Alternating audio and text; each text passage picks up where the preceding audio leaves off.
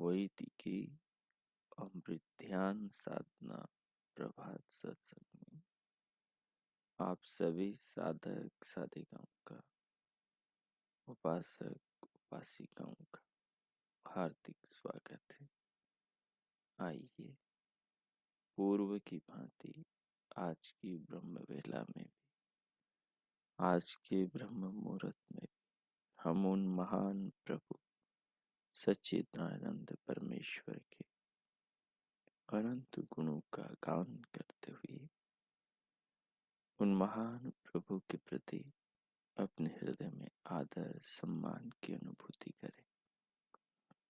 अपने जीवन में और विशाल इस जगत में, संसार में और शरीर में भगवान की कृपाओं को, भगवान की व्यवस्थाओं को, भगवान के स्नेह को देखें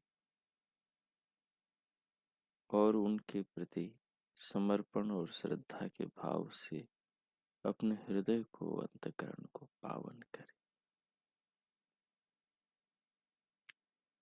प्रभु के प्रति कृतज्ञता के भाव अर्पण करें। भगवान के किए उपकारों को ध्यान के द्वारा आत्मा को प्रभु भावों से जोड़ करके अनुभव करें। उसके लिए बाहर से भीतर आने वाली श्वास को लंबा गहरा लयबद्ध करें और धीरे धीरे बाहर से भीतर लेते हुए अनुभव करें। श्वास को लेते हुए, अनुभव करते हुए पूरे शरीर को अनुभव करें।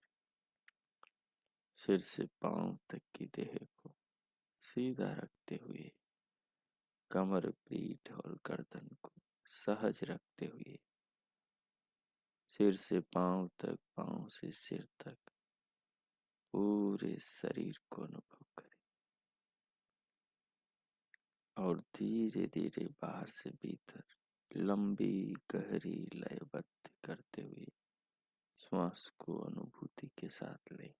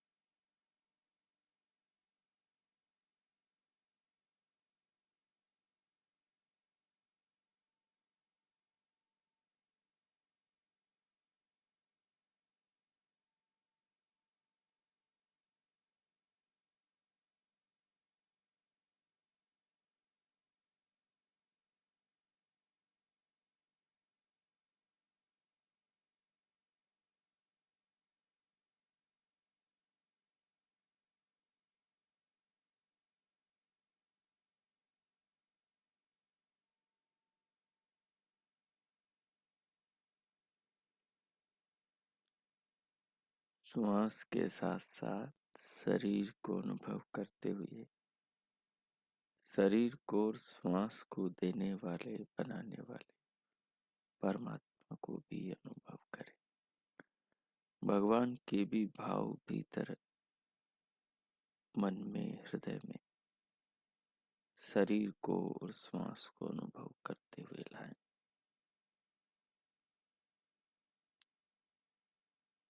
धीरे धीरे श्वास लें जब श्वास भर जाए तो फिर प्रश्वास को धीरे धीरे भीतर से बाहर निकाल दें।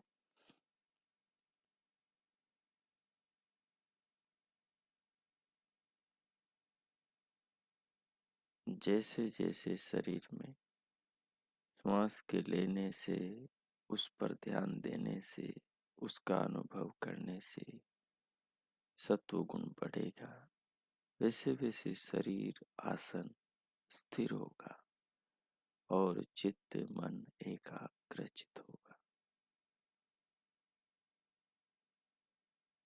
दिव्यनाद दोनों कानों के भीतर मन को लगाकर सुने, जो पूरे शरीर के भीतर का संगीत है। दिव्य प्रकाश भ्रकुटी में अंतर चक्षु से देखे। उन दिव्य ज्योतियों को देखने से सहज ही साधक का मन इस पिंड और ब्रह्मांड के निर्माता ब्रह्म से जुड़ जाता है।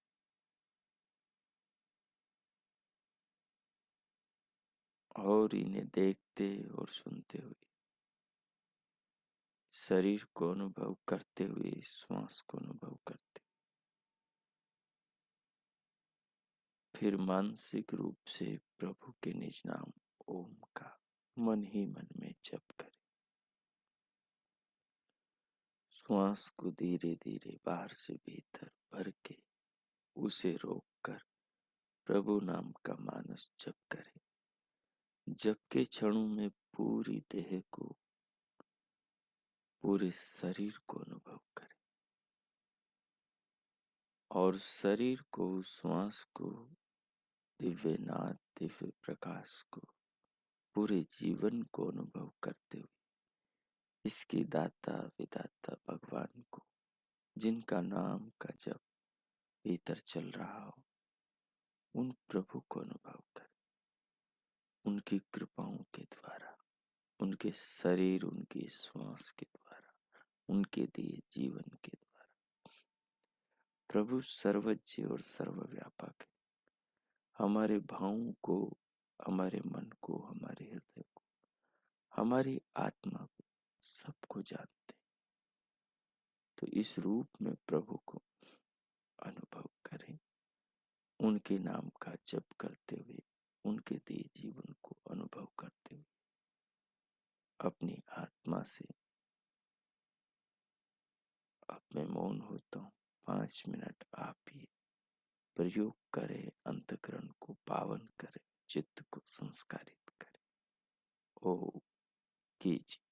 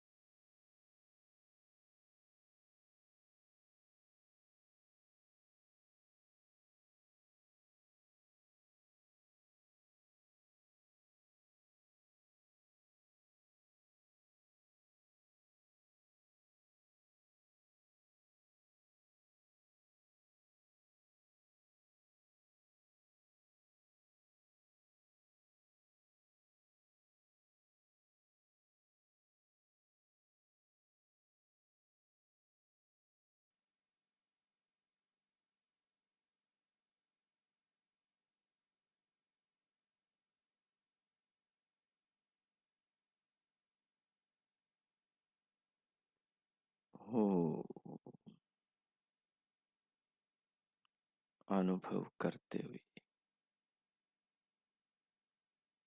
श्वास को श्वास के द्वारा पूरे शरीर को, दिव्य नाद को, दिव्य प्रकाश को और मानसिक प्रभु नाम के जप में पूरे जीवन को, पूरी देह को, पूरे शरीर को विलीन अनुभव करते हुए भगवान के प्रति अब हृदय में कृतज्ञता, धन्यवाद के भाव जगाए। अपने पास जो भी है सब प्रभु का है। पूरा शरीर, शरीर के भीतर की हर शक्ति, समस्त ज्ञानेंद्रियां, समस्त कर्मेंद्रियां, तीनों शरीर, पांचों कोष, दसों प्राण, सारा शरीर भगवान का है। अनगिनत अंग प्रत्यंग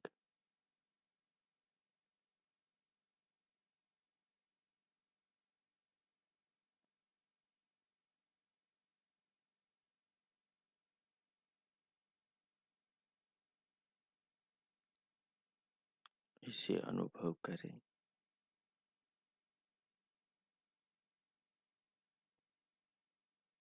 इन अनुभूतियों के संस्कार चित्त में पड़ेंगे और चित्त में पड़े ये संस्कार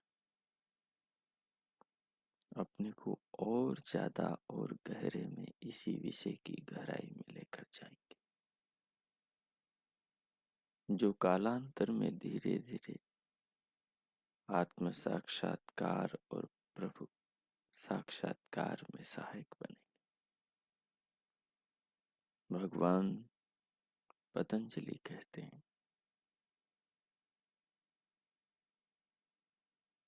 कि ईश्वर का मुख्य नाम प्रणव है, ओम है, तस्य वाचक प्रणव है। और कहा तज्जपस तदर्थ भावना। उन भगवान के नाम का जप उनकी भावना मन में रखते हुए करना चाहिए। जप के साथ साथ हृदय में प्रभु का भाव भरा हो। जब हम जप करते हुए शरीर को, श्वास को, नाद को, प्रकाश को, पूरी देह को अनुभव करते हैं और इस जीवन का विधाता, जीवन का धाता, निर्माता प्रभु को जानते हैं, पालन पोषण करता है। इस शरीर के लिए संसार में नाना वस्तुओं का निर्माण करता, ऋतुओं का, संवत्सरों का, सूर्य का, चंद्रमा का, चांद तारों का, पहाड़ पर्वतों का, नदियों का, सागर का, झरनों का, फूलों का, फसलों का, फल फूल कंद मूलों का।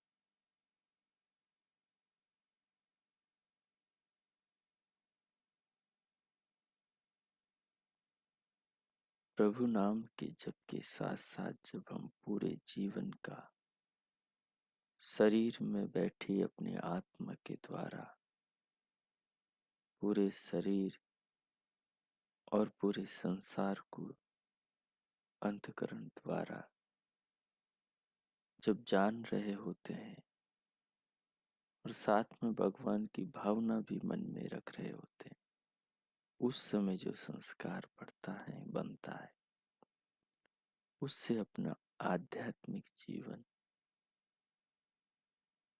निर्मित होता है।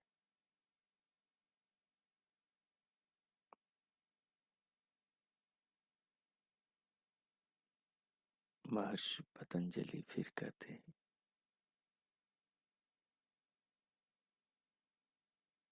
ततः प्रत्येक चेतनाधिगमोऽभ्यन्तराय भावश्च व्याधिस्त्यान संशय प्रमादालस्य विरति भ्रांति दर्शनालब्ध भूमिकत्वानवस्थितत्वानि चित्तविक्षेपास्त्यन्तरायाः। महर्षि कहते हैं, ततः प्रत्येक चेतनाधिगमोऽभ्यन्तराया भावस्य। जो साधक प्रभु नाम, भगवान सच्चिदानंद के मुख्य नाम ओम का, प्रणव का जप करते हुए उनकी भावना में स्वयं को रखता है, प्रभु के स्वरूप में अपनी आत्मा को रमण कराता है, प्रभु की कृपा से उस साधक को अपनी आत्मा का और परमात्मा का साक्षात्कार होता है। ये प्रभु नाम के जप का फल है।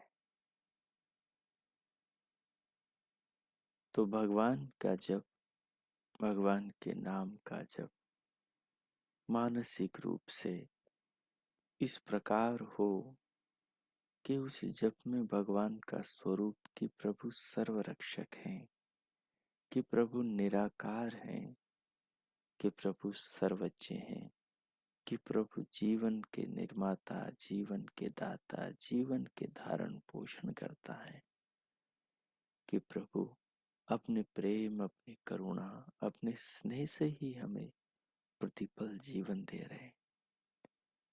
प्रभु हैं तो श्वास है, प्रभु हैं तो ऑक्सीजन है, प्रभु हैं तो शरीर है, प्रभु नहीं तो फिर कुछ भी नहीं। जैसे मनुष्य का शरीर, उसमें जब तक आत्मा रहती है तब तक गतिशील रहता है, तब तक शरीर कार्य करता है। जब आत्मा निकल जाती है तो शरीर निष्क्रिय हो जाता है। ठीक इसी प्रकार से जब तक प्रभु हैं इस ब्रह्मांड में, इस संसार रूपी समस्त प्राणियों के शरीर में, तब तक इस संसार में क्रिया है, तब तक इस संसार में गति। मानो ये सारा संसार प्रभु का शरीर है। सहस्त्र शीर्षा सहस्त्र पुरुष, ये सारे शरीर उसी परम पुरुष परमात्मा का है, क्योंकि उसी ने तो बनाया है। इन शरीरों में आत्मा अपनी बैठी है, लेकिन ये सारे शरीर चल तो उसी परमात्मा की व्यवस्था से रहे हैं ना। अपने शरीर में हम क्या कर रहे हैं? क्या हम अपने शरीर में रस बना सकते हैं भोजन से? क्या हम रक्त बना सकते हैं? क्या हम मांस, मज्जा, अस्थि, मेद बना सकते हैं? क्या हम हड्डी बना सकते हैं? क्या हम शुक्र शोणित बना सकते हैं? क्या हम आत्माओं के लिए गर्भ में शरीर बना सकते हैं? क्या हम बीजों से पौधे बना सकते हैं? क्या हम पौधों पर फल, सब्जियां पैदा कर सकते हैं? अगर परमात्मा न हो तो कुछ भी न हो। जैसे अपने मनुष्य के शरीर में शुक्र शोणित से जैसे देह बनता है और देह में अंग प्रत्यंग बनते हैं, 72,000 नसनाड़ियां बनती, केवल नाभि नाल के द्वारा ऐसा क्या शरीर में जाता है कि पूरी खोपड़ी बनती है, जिस खोपड़ी से इस जगत में बड़े बड़े लोगों ने चमत्कार किए, और उस खोपड़ी से सारा शरीर धीरे धीरे बाद में बनता है।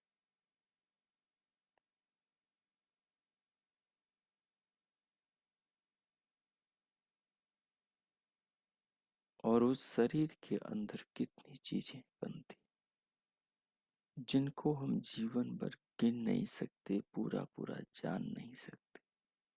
हम नहीं गिन सकते कि पूरे शरीर में कितनी कोशिकाएं होंगी। बिना ब्रह्म विज्ञान के हम नहीं जान सकते कि पूरे शरीर में कितनी नसनाड़ियां होंगी।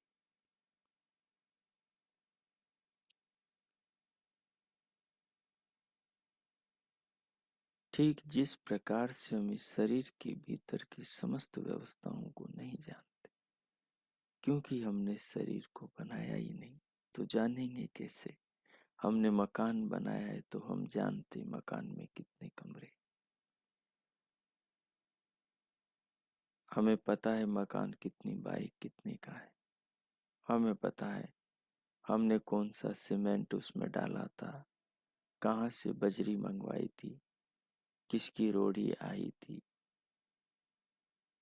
और कौन सा उसका गढ़ने वाला कारीगर था, बनाने वाला, और उसमें कहाँ का पत्थर, कहाँ की ईंटें थी। हमें सब पता है। कहाँ से फर्शी लाए थे, कहाँ से कोटा स्टोन आया था, कहाँ से उसमें क्या लगा था, सब पता है, क्योंकि उसे हमने बनाया था। पर हम में से कोई भी ये नहीं कहता कि शरीर में यही है। बिना वेदों को पढ़े, बिना ऋषियों को पढ़े, ऋषियों ने भी तो भगवान की ज्ञान वेदों को पढ़ा, तभी तो वो ये बात कह पाए कि शरीर में ये है, तभी तो शरीर में वो खोज पाए। और ऋषियों को भगवान ने वेदों का ज्ञान दिया, तो उन्होंने विचार किया, चिंतन किया, उनको ज्ञान के अनुसार जीवन में खोजा, और जैसा का तैसा पाया। तब उन्होंने कहा जो वेद में है वो संसार में, जो संसार में है वो वेद। तो अपने ने ये शरीर नहीं बनाया, न माँ ने, न पिता ने, न हमने। शरीर तो परमात्मा का है, तो उसने बनाया है तो उसी का हुआ ना। मकान हमने बनाया, मकान हमारा हुआ। मकान में क्या क्या हमने बनाया सब पता है, लेकिन शरीर में कुछ भी हमने नहीं बनाया, इसलिए कुछ भी हमें पता नहीं। तो हर शरीर भगवान ने बनाया, और शरीर का जिन चीजों से पालन पोषण होता है, ये जरायुज शरीर में रहने वाली आत्मा का ये जैद में ये देह भगवान ने बनाया।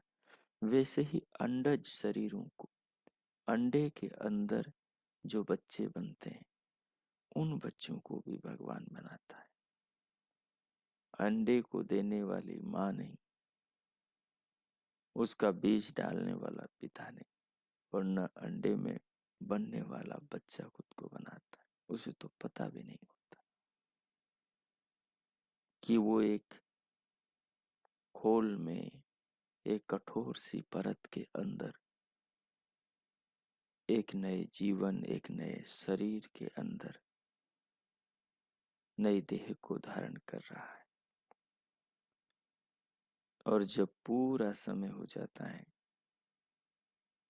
तो अंडा फूट जाता है और बच्चा उसमें से निकल आता है। तो ये अंडे के भीतर के भी जितने भी बच्चे हैं, जितने भी शरीर हैं, सब परमात्मा के। ऐसे ही उद्भिज प्राणियों में जो जमीन को फोड़ कर निकलते, जो बीजों से अंकुरित अंकुरित होकर पौधे, और पौधों से पेड़ बन जाते, लताएं बनते, बड़े बड़े दरख्त हो जाते, कोई हजारों साल तक जीते हैं, कोई 100, कोई 200, कोई 150, कोई 50, कोई 25, कोई 5 महीने, कोई 4 महीने, कोई 2 महीने, कोई 1 महीने, कोई 15 दिन, तो कोई उत्पन्न होकर 2-3 दिन में मर जाते। सब प्रकार के बीज, सब प्रकार के बीज परमात्मा ने बनाए।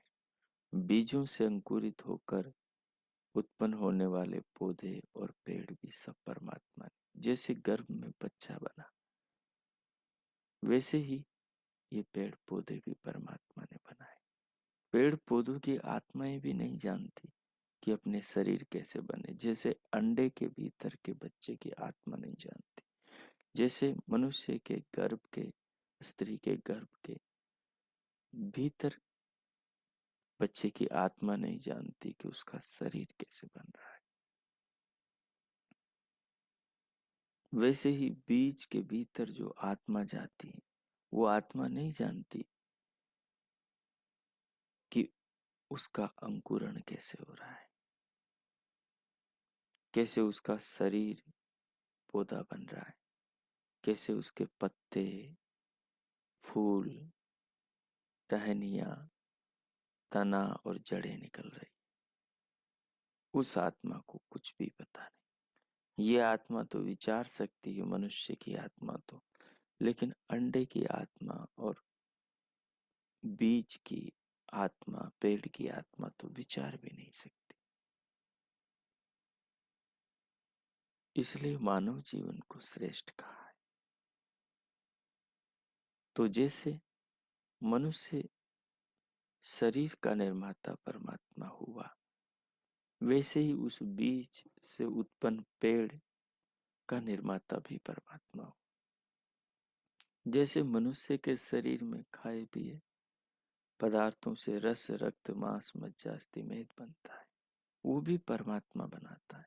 और अंत में जिससे बच्चे का शरीर बनता है, वो शुक्र और शोणित, रजवीर्य भी परमात्मा ही बनाता है। वैसे ही पेड़ को उत्पन्न करने वाला ये बीज भी परमात्मा बनाता है। अंडे में उस शरीर को उत्पन्न करने वाला जो धातु है, पशु के शरीर में और पक्षी के शरीर में, नर के शरीर में और मादा के शरीर में, वो भी परमात्मा बनाता है। इसलिए उस शरीर के बने सारे अंग परमात्मा के अंग है, क्योंकि वो सारा शरीर परमात्मा का शरीर है। हमने मकान बनाया, वो हमारा मकान तब हुआ जब हमने मकान बनाया। हम जानते हैं कि मकान में क्या क्या है। जिसने जो आविष्कार किया उसको पता होता है कि उसमें क्या क्या है। हमने शरीर को नहीं बनाया, न मुर्गी ने, न पक्षियों ने अंडों को बनाया, तो उनको कुछ भी पता नहीं। न बीज ने पेड़ को बनाया, इसलिए बीज को कुछ भी पता नहीं। और न बीज की आत्मा को कुछ पता है, अंडे की आत्मा को भी कुछ पता नहीं, बच्चे की आत्मा को भी कुछ पता नहीं, क्योंकि आत्मा उन्हें कुछ नहीं बनाया। आत्माओं ने नहीं बनाया, शरीर परमात्मा ने बनाए, सब आत्माओं के। तो सारी आत्माओं के शरीर परमात्मा के शरीर है। सारी आत्माओं के शरीर परमात्मा के शरीर। इसलिए परमात्मा को पता है कि सब शरीरों में क्या क्या है। तो परमात्मा ने सब शरीरों के बारे में बताया कि शरीरों में क्या क्या है, अपने ज्ञान वेद में बताया।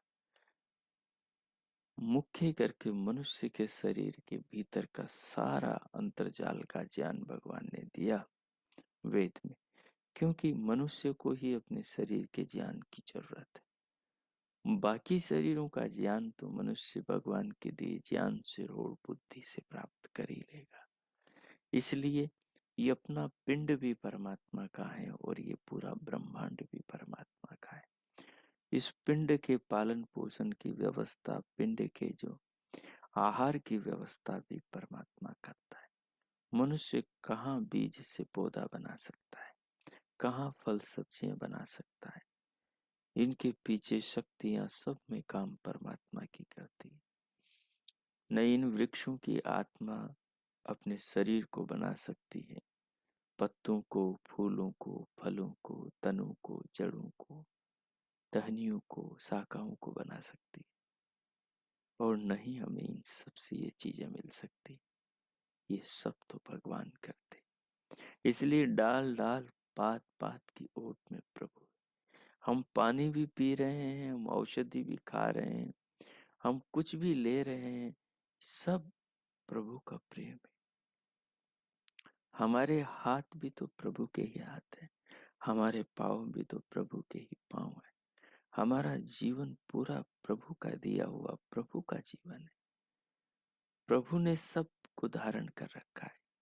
हमें अपने कर्म फलों के अनुसार शरीर मिला है, आयु मिली है, भोग मिले हैं, माँ बाप मिले हैं, संबंध मिले हैं, सामर्थ्य मिला है, शरीर मिला है।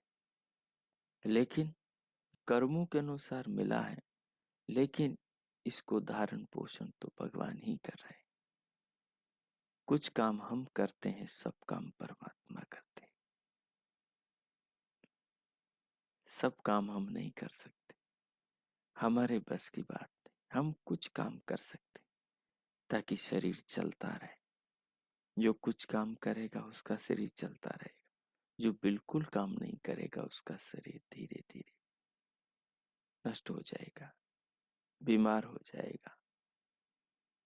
इसलिए भगवान ने कहा, कुर्वन्नेवेह कर्माणि जिजीविषेच्छतम् समा एवं त्वयि नान्यथे तोस्ति न कर्म लिप्यते नरे। कर्म करते हुए 100 वर्ष तक जीव। कैसे जीवो कर्म करते हुए? असुरिया नाम ते लोका अंधेन तमसा वृथा तांस्ते प्रेत्या विगच्छन्ति एके चात्मानुजा। अगर कर्म करते हुए जीवन को 100 वर्षों तक जियोगे तो पाप में, दुख में, नरकों में, दुखदायी योनियों में जन्म नहीं होगा। कब नहीं होगा दुखदायी योनियों में जन्म? जब हम सारे जगत को ईश्वर का मानकर जीवन को जिएंगे, अपने शरीर को भी प्रभु का मानेंगे, खाद्य पेय वस्तुओं को प्रभु का मानेंगे, सागर सरिताओं को, धरती आकाश के बीच की सारी दुनिया को, सूर्य चंद्रमा को, सब एक प्रभु के। ईशावास्यम इदम सर्वम यत्किंच जगत्याम जगत तेन त्यक्तेन भुंजीता मां कृतः कस्य शुद्धः। सब प्रभु का है, हम भी, हमारा भी, सब कुछ। इसलिए हमें चाहिए कि हम अपने शरीर को प्रभु का शरीर ही समझें। ये उनकी कृपा से ही मिला है। जैसे जैसे किसी ने हमें कोई वस्तु दी हो तो हम उस वस्तु को अपने पास रखते हुए भी सदा उसी की समझते हैं जिसने दी है।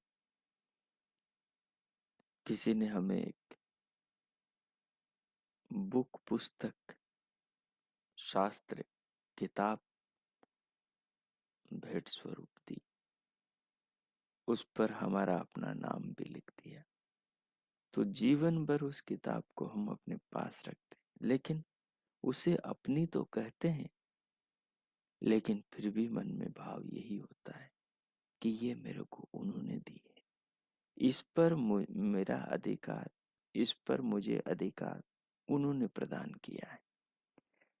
जैसे राजा छोटे छोटे राजा बनाता है, चक्रवर्ती सम्राट सब और अपने नीचे राजा बनाता है, प्रधानमंत्री अपने नीचे मंत्री बनाता है, भगवान सब कुछ बनाता है, शरीर बनाता है और मनुष्यों की आत्मा को उन शरीरों पर अधिकार सौंपता है कि अब ये शरीर तुम्हारे, तुम इनका प्रयोग करो। लेकिन कैसे करो?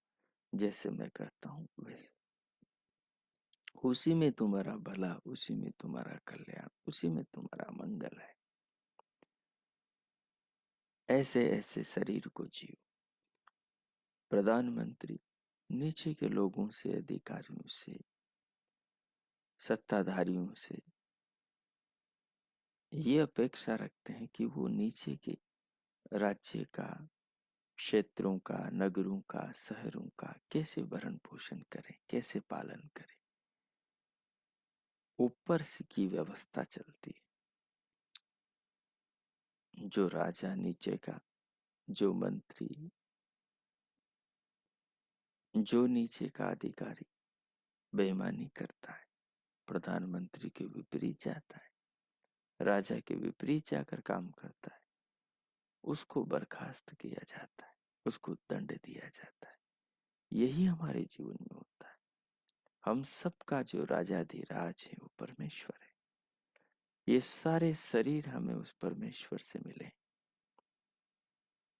और इन शरीरों में वो हमें रहने का, इन शरीरों के द्वारा जीवन जीने का अधिकार देता है। हम इन शरीरों के द्वारा जीवन को जिए, वो हमें अधिकार देता है। लेकिन जीना कैसे है? ये भी बताता है। और विपरीत चलने से, विपरीत ढंग से जीवन को जीने से रोकता है, मना भी करता है। लेकिन जो उसकी सुनते नहीं, मानते नहीं, उनको फिर वो दंड भी देता है, उनके किए पापों का फल भी देता है। और ज्यादा गड़बड़ करने वाले को राज्य के अंदर अपने अधिकार की वस्तु, अधिकार की सीमा के अंदर उसको उस राज्य से निकाल भी देता है। जो शरीर के अंदर गड़बड़ करता है, जो मदिरा पान करता है, मांस खाता है, झूठ बोलता है, उल्टी सुल्टी चीजें खाता है, अनाचार, दुराचार, व्यभिचार, भ्रष्टाचार, जो बुरे कर्म करता है, उसके शरीर, उसका शरीर भीतर से खराब हो जाता है। अपने शरीर को जो खराब करता है, उसको फिर उस शरीर से निकाल देता है। ये सब चीजें विचारने से सब कुछ स्पष्ट होता है कि प्रभु तो अपने भीतर है, सब और है। जैसे आत्मा दिखता नहीं, वैसे परमात्मा दिखता नहीं। लेकिन न दिखने वाला आत्मा भी हमें अपना आत्मा तो अनुभव में होता है। मैं हूं, ये जो तत्व है अपने होने का, ये जो सबूत है कि मैं हूं। जैसे अपने शरीर में, मेरे शरीर में मैं ये कह रहा हूं कि मैं हूं, ये मेरी सत्ता का, मेरे अस्तित्व का, मेरे वजूद का प्रमाण है, मेरे होने का प्रमाण है कि मैं हूं। जिस शरीर में आत्मा नहीं होता, वो शरीर ये नहीं कह पाता कि मैं हूं। तो इस शरीर में मैं अभी हूं, तो मैं कह रहा हूं कि मैं हूं। वैसे हर शरीर जो चल रहा, डुल रहा, हिल रहा, कर्म कर रहा, उसमें आत्मा है। क्योंकि बिना आत्मा के कोई शरीर, कोई कुछ नहीं कर सकता। तो जब मैं इस शरीर में अपनी आत्मा को जानता हूं, तो फिर मैं जानता हूं कि दूसरे शरीरों में आत्मा कैसा है। लेकिन अपने शरीर का आत्मा जैसे दिखता नहीं, वैसे दूसरे शरीरों के आत्मा भी दिखते नहीं। हम शरीर से जाते हैं, जाते हुए कहाँ अपने स्वजन अपने को देख पाते हैं। वैसे ही दूसरों के शरीरों से निकलती हुई आत्माओं को भी हम नहीं देख पाते। वैसे ही जैसे इस शरीर में क्रिया न दिखाई देने वाला आत्मा कर रहा है, वैसे न दिखाई देने वाला परमात्मा पूरे विश्व में, पूरे ब्रह्मांड में क्रिया कर रहा है। जो आत्मा अभी पिता के शरीर से माता के गर्भ में गई है, वो आत्मा को तो कुछ सुध बुध भी नहीं, उसको तो कुछ भी ज्ञान नहीं है। बच्चा गर्भ से बाहर आता है, कितना अबोध होता है। यहाँ तक कि गर्भ में उसकी आंखें भी बंद होती, उसके कान भी रुंधे हुए होते हैं, कुछ नहीं सुनता गर्भ में वो, कुछ नहीं देखता गर्भ में वो। आंखों पर एक श्लेष्मा, एक द्रव्य, एक गाढ़ा पदार्थ चिपका रहता है। मुंह भी बंद रहता है, मुंह के अंदर कुछ नहीं जाता, और श्वास, नाक भी बंद रहते हैं। इस पर विचार करेंगे साधक तो प्रभु को समझ पाए। नाक, मुख, आंख, कान सारे गोलक बंद रहते हैं, लेकिन फिर भी भीतर जीवन चलता रहता है, शरीर बनता रहता है। फिर भी शरीर बंद रहता है। लेकिन जब गर्भ से बाहर बच्चा आ जाता है, फिर उसके बाद में उसका नाक बंद करो, मुंह बंद करो, थोड़ी देर में मर जाएगा। और माता की गर्भ में नाक बंद था, कान बंद था, आंख बंद थी, मुंह बंद था, प्राण ले नहीं रहा था, फिर भी जीवित था। ऐसी अवस्था में क्या आत्मा शरीर को बना सकता है? इस बात पर हमारा ध्यान जाना चाहिए। ये साधना का केंद्र बिंदु है। ये परमात्मा को समझने की, परमात्मा की महिमा को जानने का सूत्र है। भगवान ने कहा कि उनकी कोई प्रतिमा नहीं, उनका कोई शरीर नहीं है, उनकी महिमा ही, उनका यश ही उनकी सत्ता को समझने का सूत्र है। न तस्य प्रतिमा अस्ति यस्य नाम महत यश। भगवान का जगत में जो यश है, ये यश ही उनके नाम, उनकी महिमा है। तो देखो गर्भ के अंदर उस बच्चे को, जिसको अभी कोई ज्ञान नहीं, उसे अभी ये भी पता नहीं कि वो है कौन, तभी तो गर्भ से बाहर बच्चा आता है। और जब उसका जात कर्म संस्कार होता है तो पिता पुरोहित, जो पूर्व में हित की भावना रखता है सबके लिए, वो पुरोहित उसकी जीभ पर लिखता है सोने की श्लाका से, मधु और शहद में भिगोकर। ओ, मतलब क्या हुआ कि तेरी जीवा का उद्देश्य यही है कि तू ओम का गुणगान करे। तुझे ये जीव, तुझे ये जीवन उस ओम ने दिया, उसी का जीवन भर गुणगान करना है। उसका गुणगान करेगा, सही रास्ते पे चलेगा, अपने जीवन को सफल कर लेगा। और उसके विपरीत जाएगा, जीवन नष्ट भ्रष्ट तबाह बर्बाद हो जाएगा। इसलिए उस ओम का गुणगान करते रहो। और पिता कान में फूंक मार के कहता है कि तू कौन है। नहीं तो ये कहने का क्या मतलब है, क्योंकि गर्भ में उसे कुछ भी पता नहीं था कि वो कौन है। इसलिए पिता कहता है वेदोसी, तू ज्ञान है, ज्ञान स्वरूप है। तू जब भी स्वयं को जानेगा, अपने आप को, तो तुझे ज्ञानात्मक रूप में ही अपनी अनुभूति होगी।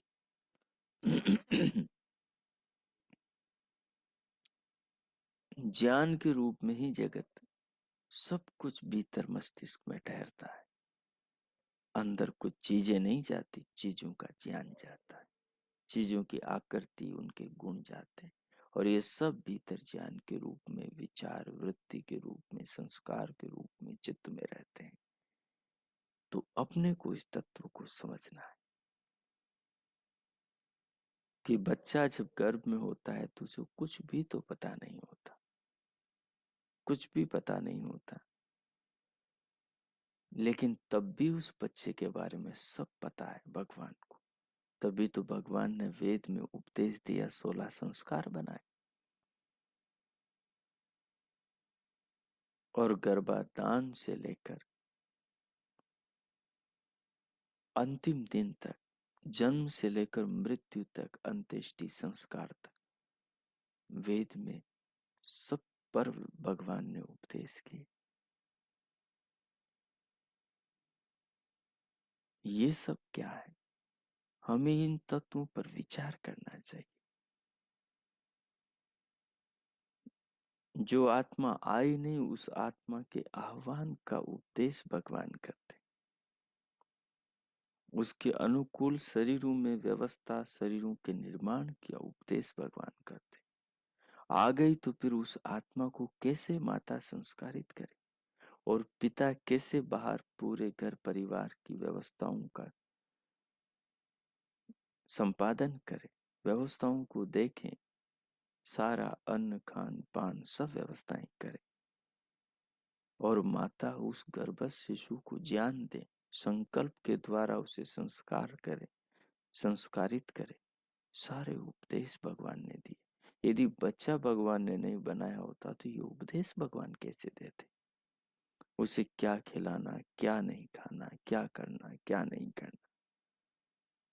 तो जीवन में झांकेंगे, ज्ञान के चक्षु खोलकर, तो पाएंगे कि सब प्रभु का है। बच्चे के शरीर की एक एक कोशिका भगवान ने बनाई, मस्तिष्क की एक एक चीज प्रभु ने बनाई।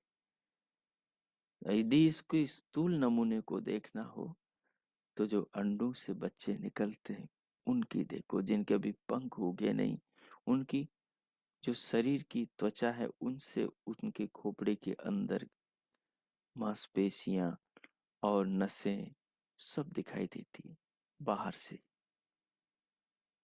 और धीरे धीरे उनकी परत मोटी होती है और सब छुप जाता है।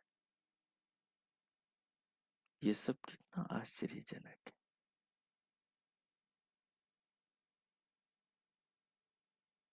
सारा ज्ञान, सारी व्यवस्था, सारे कर्म, सब नाम रूप का उपदेश वेद में प्रभु देते हैं।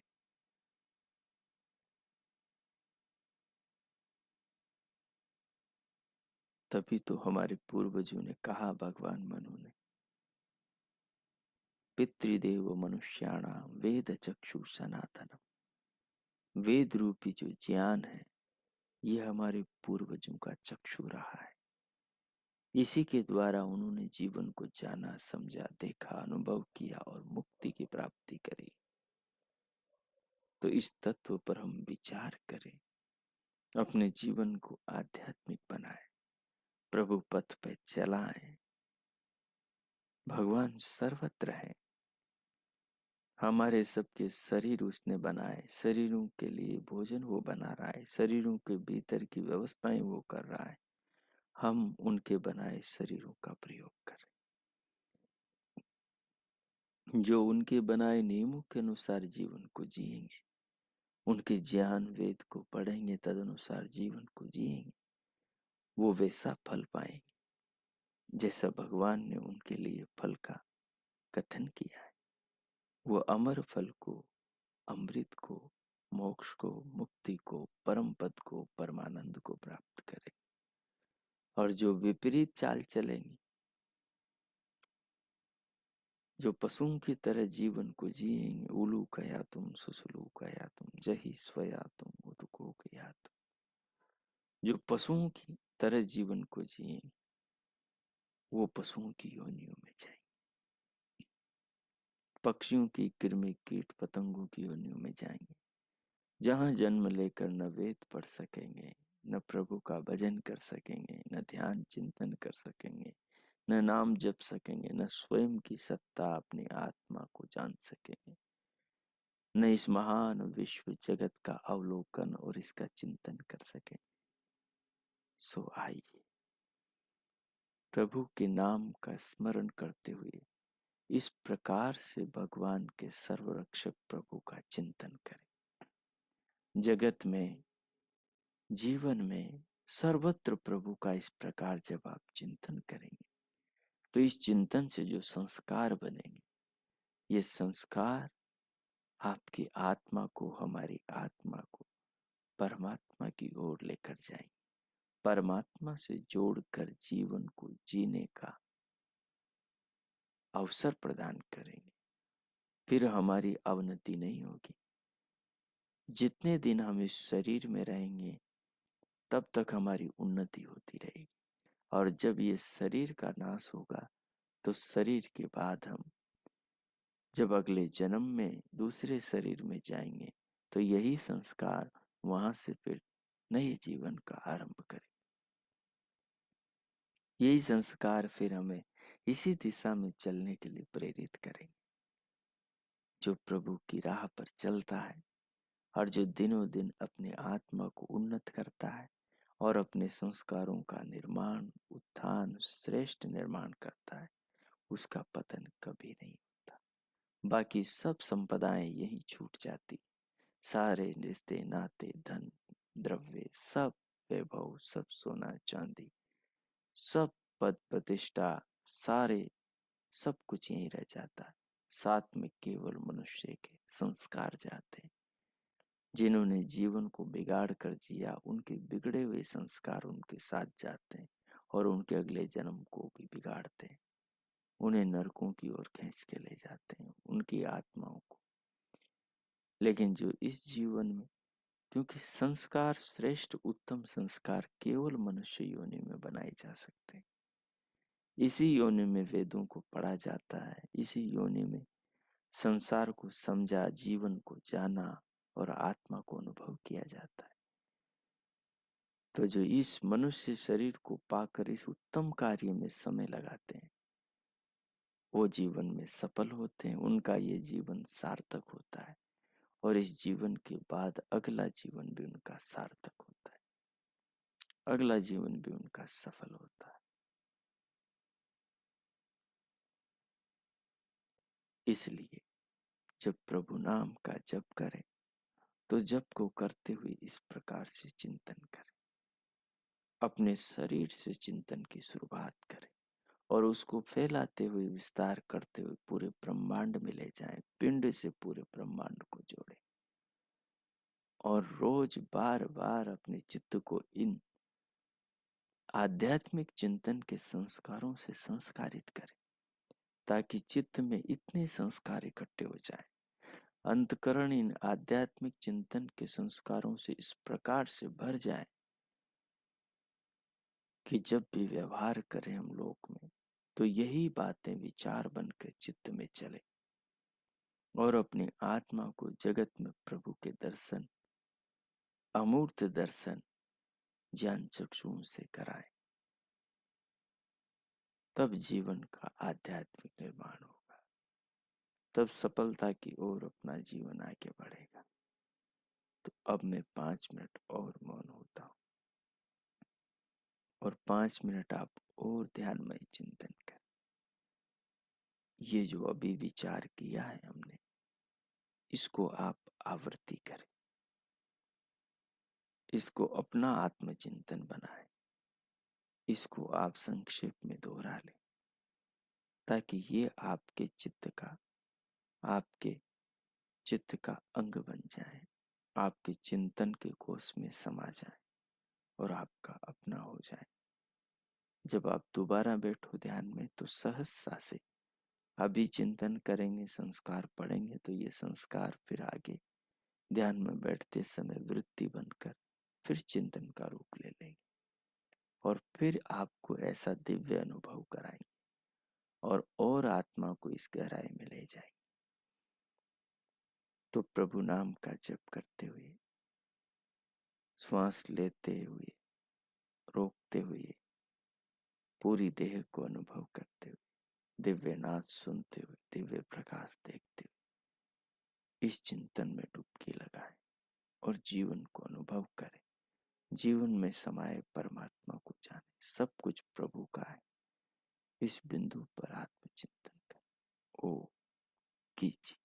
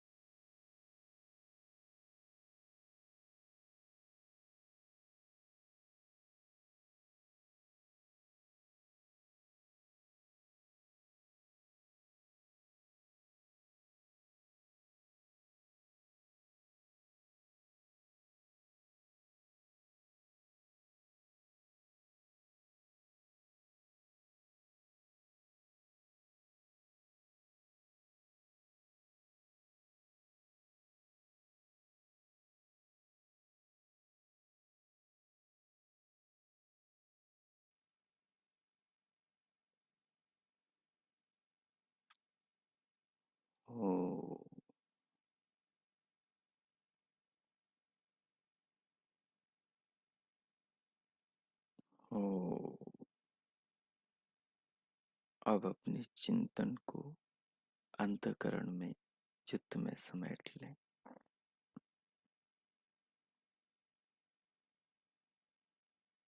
और अपने मानस पटल पर अंकित करें और भगवान का धन्यवाद करें, उन महान प्रभु सच्चिदानंद परमेश्वर का, करुणा सिंधु भक्तवत्सल भगवान का,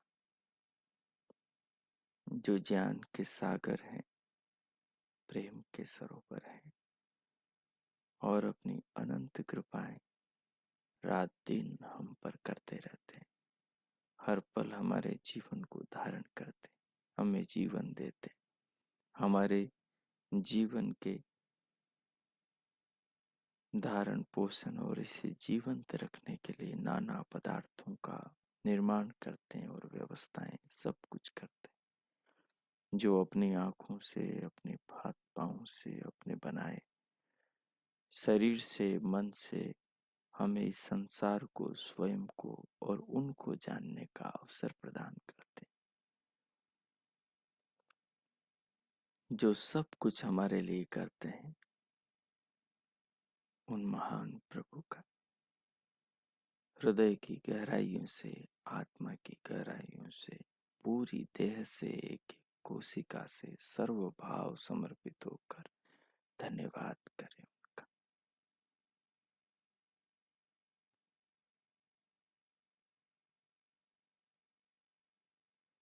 प्रभु का धन्यवाद करते हुए, इस भाव से स्वयं को ओतप्रोत रखते हुए अब शांति पाठ करें।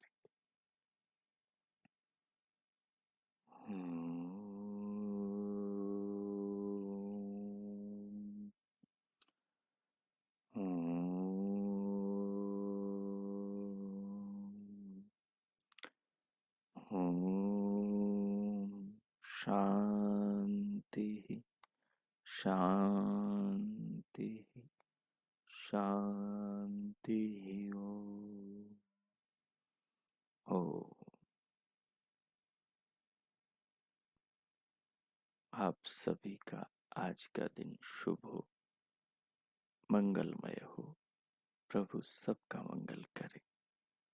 हम सब प्रभु की बताई राह पर चलें, भगवान के ज्ञान वेद को पढ़ें, ऋषियों के शास्त्रों का स्वाध्याय चिंतन मनन करें और अपने जीवन को उन शास्त्रों के अनुसार, ज्ञान के अनुसार, भगवान के आदेश के अनुरूप जीवन को हम जिए, जीवन को हम जिए और स्वयं को सुखी करें, परिवार को, समाज को, देश, राष्ट्र, विश्व को कल्याण के सुपथ की ओर प्रेरित कर अपने जीवन को आदर्श बनाए, उदाहरण बनाए और अपनी आत्मा को धन्य करें।